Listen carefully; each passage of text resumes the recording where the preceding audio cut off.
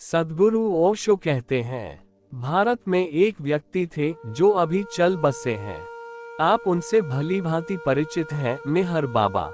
उन्होंने पिछले जीवन के अपने 30 वर्ष अंतर की आवाज को सुनने में ही लगाए, और अंतर की आवाज को सुनने के लिए उन्होंने बाहर की सारी आवाज बंद कर दी। मौन हो रहे, बोलना बंद कर दिया, क्योंकि बोले तो बाहर की वाणी का लेन देन जारी रहता है। तो सब बंद कर दिया। अंतर्वाणी के सुनने के लिए मेहर बाबा ने इस सदी में जितना श्रम किया, उतना किसी दूसरे व्यक्ति ने नहीं किया है। और अंतर्वाणी को सुनने के लिए, स्वधर्म की आवाज को सुनने के लिए जो गहरे से गहरा तप किया जा सकता था, वह यह था कि वाणी ही उन्होंने छोड़ दी, शब्द ही छोड़ दिए, मौन हो रहे बाहर से, ताकि शब्द का लेन देन बंद हो जाए, ताकि अंततः कभी जरा सी भी भूल न हो कि भीतर की आवाज और बाहर की आवाज में कहीं भी कोई संदेह और संभ्रम, कोई कंफ्यूजन पैदा न हो। बाहर की आवाज ही बंद कर दी ताकि निपट भीतर की आवाज से जिया जा सके। फिर बहुत सी घटनाएं उनके जीवन में हैं, एक दो मैं कहूं जिससे ख्याल आ सके कि अंतर की आवाज। हैदराबाद के पास उन्होंने एक छोटा सा आश्रम बनाया था, बनकर तैयार हुआ, बड़ी प्रतीक्षा से बनाया था। फिर उसके द्वार तक गए, प्रवेश का दिन था और ठीक दरवाजे पर खड़े होकर वापस लौट आए और इशारा कर दिया कि उस मकान में वे प्रवेश नहीं करेंगे। रात वह मकान गिर गया। हिंदुस्तान से वे यूरोप जा रहे थे, हवाई जहाज से यात्रा। बीच में हवाई जहाज सिर्फ फ्यूल भरने के लिए किसी एयरपोर्ट पर उतरा। फिर हवाई जहाज उड़ने को हुआ।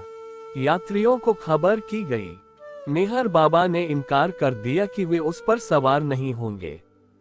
साथ ही उनके बड़ी परेशानी में पड़ते थे, शिष्य बड़ी मुश्किल में पड़ जाते थे।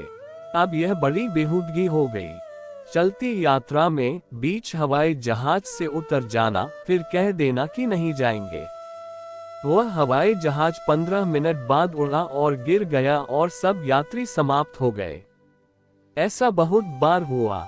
मेहर बाबा कब रुक जाएंगे किस काम को करने से एन बीच में नहीं कहा जा सकता था, अनप्रेडिक्टेबल था। वे खुद भी नहीं कह सकते थे, क्योंकि उनको खुद भी पता नहीं था कब अंतर की आवाज क्या कहेगी, उन्हें भी पता नहीं। जो कहेगी वही वे करेंगे, जो भी हो। यह भी पता नहीं कि क्या परिणाम होगा। हवाई जहाज से क्यों रोक रहा है अंतर मन, लेकिन अंतर मन कहता है नहीं, तो फिर नहीं, हाँ तो हाँ। मेहर बाबा की जिंदगी स्वधर्म की तलाश की जिंदगी है, भीतर के स्वर की खोज की जिंदगी है। वह भीतर का स्वर क्या कहता है, उससे ही चलेंगे। कोई भी व्यक्ति अगर 23 घंटे काम की दुनिया से हटाकर 1 घंटा अपने लिए निकाल ले, ज्यादा निकाल सके और अच्छा, कभी वर्ष में 15 दिन, 3 सप्ताह निकाल सके इकट्ठे, तो और भी अच्छा। धीरे धीरे भीतर की आवाज साफ होने लगे तो आपकी जिंदगी में भूल चूक बंद हो जाएगी, क्योंकि तब जिंदगी परमात्मा से चलने लगती है, आपसे नहीं चलती। स्वधर्म की खोज करनी हो, उससे बाहर की दुनिया से कम 24 घंटे में घंटे भर के लिए बिल्कुल छुट्टी ले लेनी चाहिए और भीतर की दुनिया में डूब जाना चाहिए। कर देने चाहिए द्वार बंद बाहर के, कर देना चाहिए बाहर के जगत को बाहर, और अब मैं होता भीतर। सब इंद्रियों के द्वार बंद करके भीतर घंटे भर के लिए डूब जाना चाहिए। वहीं पता चलेगा उस रहस्य का जो स्व है, जो निजता है। वहीं से सूत्र मिलेंगे, ध्वनि सुनाई पड़ेगी, वहीं से इशारे मिलेंगे, और धीरे धीरे इशारे गहरे होते चले जाते हैं। स्वधर्म का पता अंतर की वाणी के अतिरिक्त और कहीं से नहीं चलता है। इससे आप पता लगा लेना कि जिंदगी ठीक मार्गों से जा रही है या नहीं। घंटे भर के लिए 24 घंटे में बंद कर देना बाहर की दुनिया को, भूल जाना, छोड़ देना सब बाहर का बाहर, अपने भीतर डुबकी लगा जाना। उस डुबकी में धीरे धीरे भीतर की अंतर्वाणी सुनाई पड़नी शुरू होगी। सबके भीतर छिपा है वह दी स्टिल स्मॉल वॉइस, छोटी है आवाज, धीमी, नाजुक, सूक्ष्म।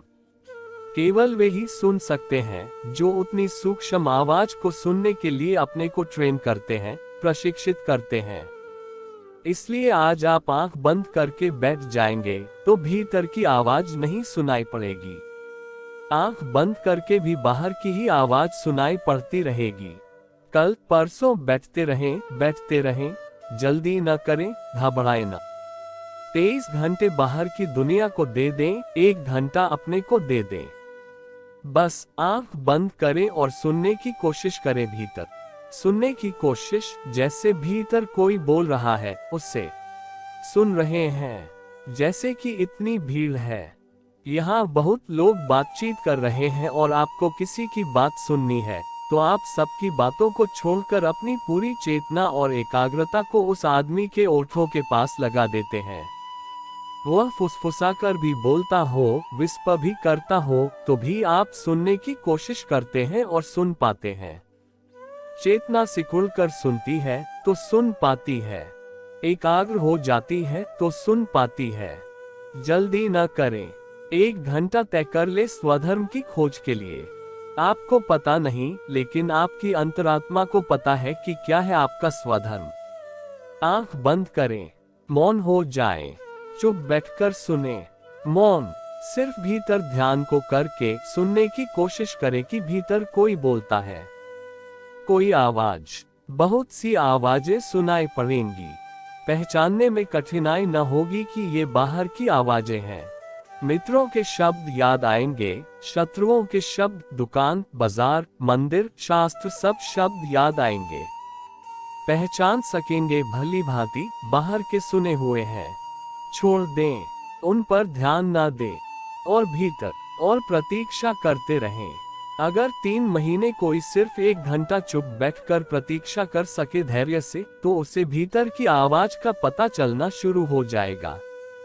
और एक बार भीतर का स्वर पकड़ लिया जाए तो आपको फिर जिंदगी में किसी से सलाह लेने की जरूरत न पड़ेगी।